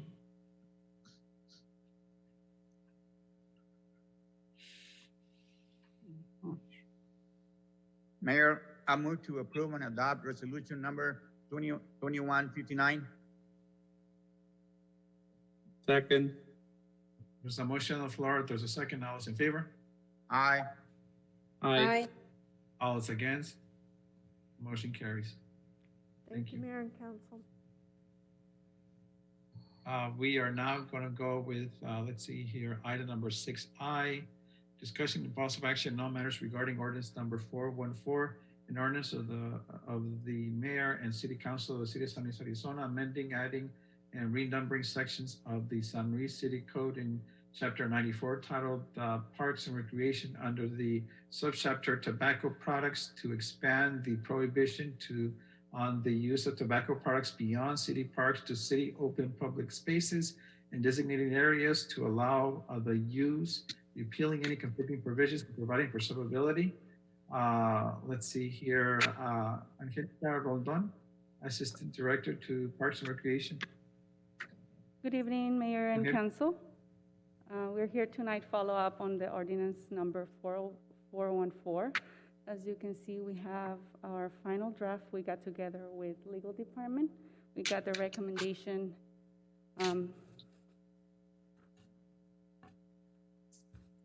We added some of the public open space or public open spaces, all grounds in which the city permits recreational use and are either owned or maintained by the city, in particular city parks, recreational facilities, retention basins that are used for recreational purposes, Parks and Recreation Department designated pathways, and bicycle ways. We also added the smoking definition. As we continue, Mayor and Council, to be more health-conscious society and understand the dangers of secondhand smoke. We want City of San Luis to be a healthy and safety community. We want public spaces, recreational areas, and events to be free from smoke. We also want to respect the choices of those who do smoke by creating designated smoking areas where they may choose to do so. Thank you. Gracias, Angelica. I really appreciate the hard work you guys do. I know that this needed to be happening. I believe we designated one park, but we've proved that we can do basically all open space and definitely designate an area for those people who continue using tobacco products. So I have no more questions or concerns, and I think this is a really good option, and it hopefully will set a trend. I know friends in Douglas wanted to look at what we did, and I believe they did the same thing in the city of Douglas. So I commend you and I commend staff, and let's get this done. Let's create a more positive, more healthy environment for our children, especially in our parks and open areas. So I will go ahead and open the floor for any discussion. Let's see here, Matias Rosales. Comments, questions, or concerns? And Mayor, ready to go. We discussed this already and ready to move forward. Thank you. Gloria Torres, comments, questions, or concerns? No, Mayor, that's a good reading. That's a good ordinance. Thank you. Good, thank you. Marty Buchanan Jr. None, Mayor, thank you. Thank you. Africa Luna Carrasco. None, Mayor, thank you. Luis Cabrera, comments, questions, and concerns? I just that I agree with Gloria and thank you, Angelica. Thank you. Thank you. Mr. Ponce? No, that's a good move. Thank you, Mayor. Thank you. If not, I will now entertain a motion. Mayor, I move to approve the reading of ordinance number 414 by title only. Second. There's a motion on the floor. There's a second. All those in favor? Aye. Aye. All those against? Motion carries. Ordinance number 414, an ordinance of the mayor and city council of the city of San Luis, Arizona, amending, adding, and renumbering sections of the San Luis City Code in Chapter 94 titled Parks and Recreation under the subchapter Tobacco Products to expand the prohibition on the use of tobacco products beyond city parks to city open public spaces and designating areas to allow the use, repealing any conflicting provisions, providing for severability. Thank you, Sonia. I will now entertain a motion. Mayor, I move to approve and adopt ordinance number 414. Second. There's a motion on the floor. There's a second. All those in favor? Aye. Aye. All those Aye. against? All those against? Motion carries. Thank you.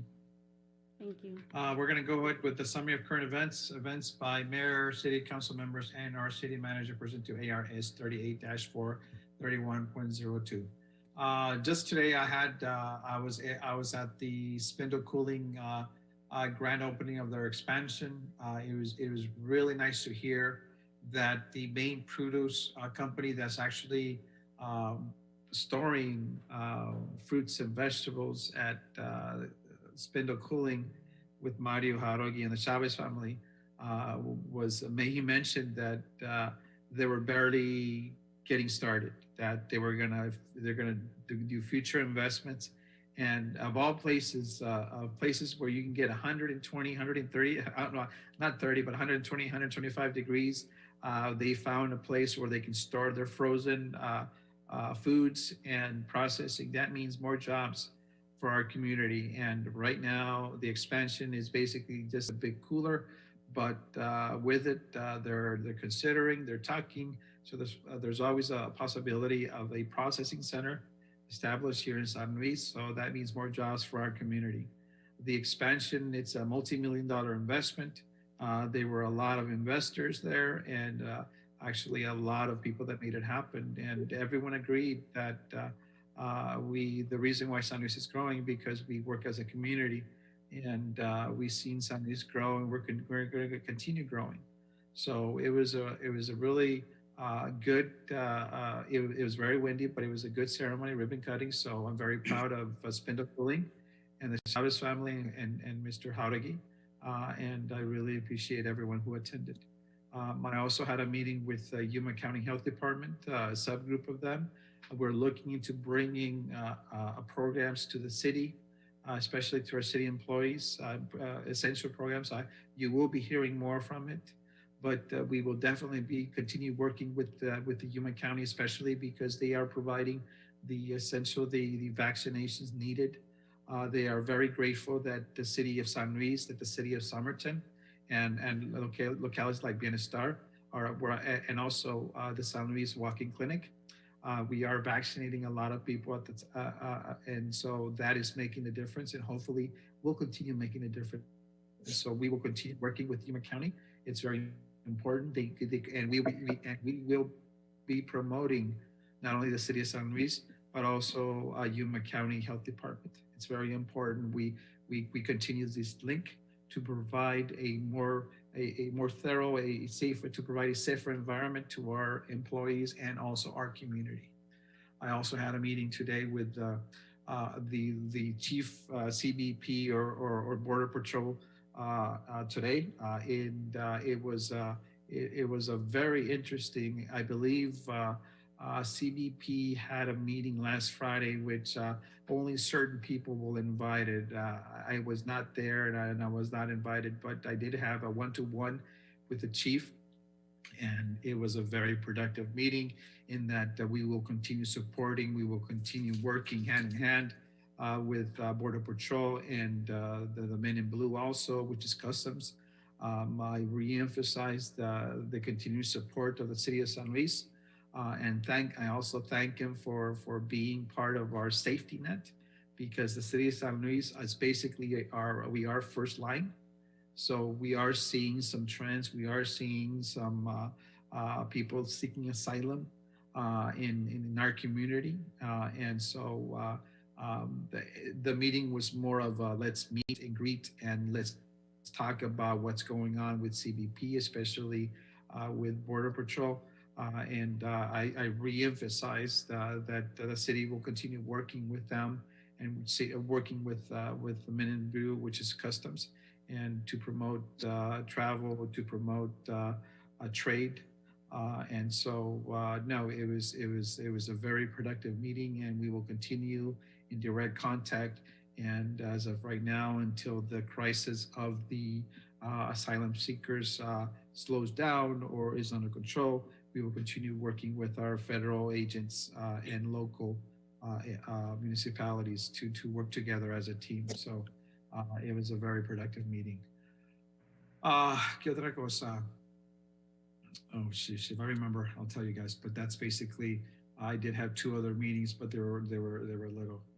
It was regarding some issues, but that was regarding some residents. So I will now open the floor for any discussion. Anyone who has an update or has went to an event.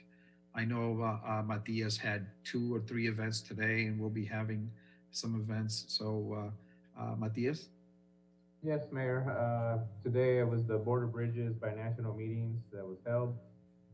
It was focused on California and Arizona port of entries. And again, the San Luis Port of Entry remains the top project for GSA. Like I mentioned earlier, there was a hiccup in regards to the Mexican federal officials that visited the Port of Entry about 2 weeks ago. It was posted on Facebook when they came and met with Mayor Santos. There seems to be an issue on the way they wanted to do Morelos going straight south. So they're working on different options.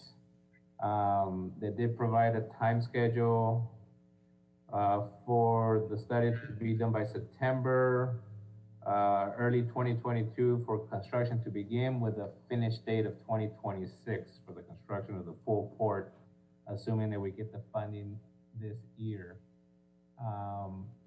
Another big issue was that they discussed, as many of you heard, probably Amazon is opening up another facility up in the Phoenix area, as well as in Hermosillo. So that's why the governor of Sonora provided $50 million pesos or 50 millones pesos to the Maricopa Port of Entry, but it's kind of ironic because they don't have a project on the GSI in the books. So we have to work on making sure that they transfer 7 million of those pesos over to the San Luis Port of Entry to finish our project over here. So that was the meeting today. I also met with Consul Larios, Consulado de Mexico at 2 o'clock in Yuma. He requested a one-on-one meeting. It was him, myself, S.A. Aduanas Director, and also Mayor Yescas. He was there as well. It was just a quick little conversation in regards to what's going on with the immigration issues, also what's going on with projects with the Port of Entry, and he wanted to get an update on COVID as well. So it was a quick little 2-hour meeting there, and then headed back to town. As you know, we did the ceremony for the park in the east side. I think that was a great event. Dirt started moving already. I saw staff already continued to work on the basin today.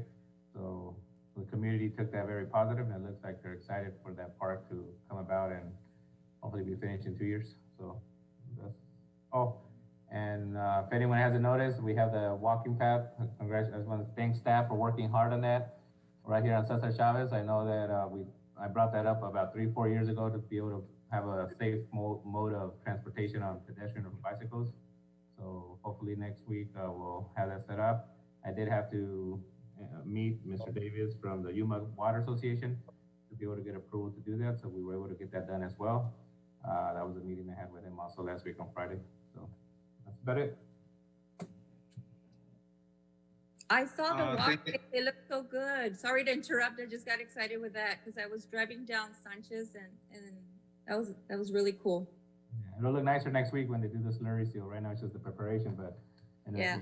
we discussed that 4 years ago, and I applaud staff and parks and everybody for getting that finally in and trying to piggyback on the slurry seal program that comes in once a year. So that's good. It's gonna look good. Thank you, and thank you, Africa. No, I'm excited every time I see it. So now it's how people are saying that they're gonna have a walking path, and also they're gonna use their bikes, and also we have a gym right in front. So excellent. Thank you. I really thank, and I also like to thank staff for putting the banners, the Cesar Chavez banners on Main Street. I haven't had a chance to look at them, but they sent me pictures, and it's very important we recognize Mr. Cesar Chavez for what he did and what he meant for the city, and the path is really looking good. In regards to the park, the comments were very positive, but I think they got even more excited when I talked about the substation, the police, and substation for fire there. And of course, they're asking for a gas station. We have no power for a gas station. That's not in our, but we could definitely start pushing developers. And the thing is that the land, the availability of land, and the price of land. When a person wants $80,000 for a lot, that's not conducive to business. So I think a little bit of greed is occurring at that point. But eventually, the FA will get a gas station, convenience store. But the prices right now, talking to some developers, prices to build is extremely high, overpriced at this point in time. So it's going to be a little bit more time before we get a gas station over there or a convenience store. But it's in the works. We do not do gas stations. We do not promise gas stations. That's one thing that I want to clarify. But we definitely have to work on a substation for police and fire. If it takes more than 10, 12 minutes to get there, it's way too long for our fire and paramedics to get there. So we need to provide a service. It is a necessity. It is an essential that they get not only the park, but also especially the sub police, the sub and fire. So thank you staff for everything you do, and for especially parks, wastewater, and also police and fire, and everyone.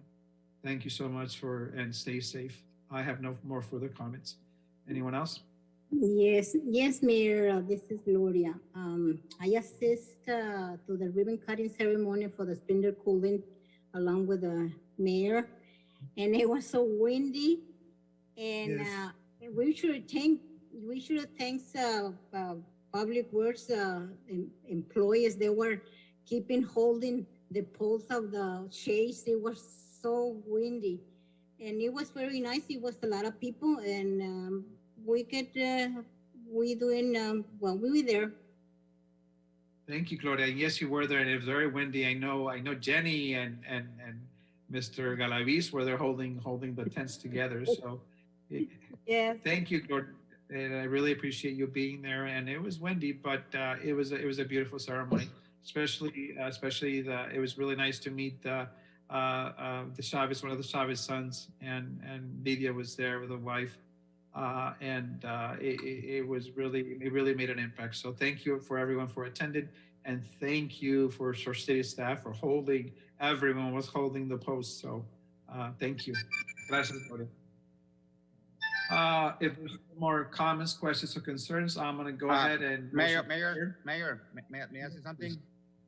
Yes, please. Okay. I just want to thank everybody that kept me in their prayers while I was in the hospital.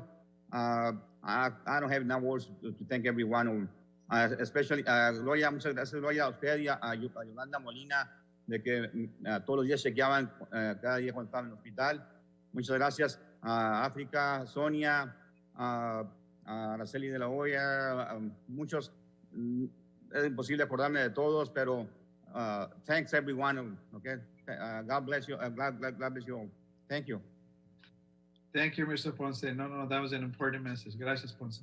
Appreciate it. I'm going to go ahead and I will entertain a motion to adjourn. So move, Mayor. Second. There's a motion on the floor. There's a second. All those in favor? Aye. Aye. All those against? Motion carries. Have a good night, guys. Be safe and please stay safe. Take care.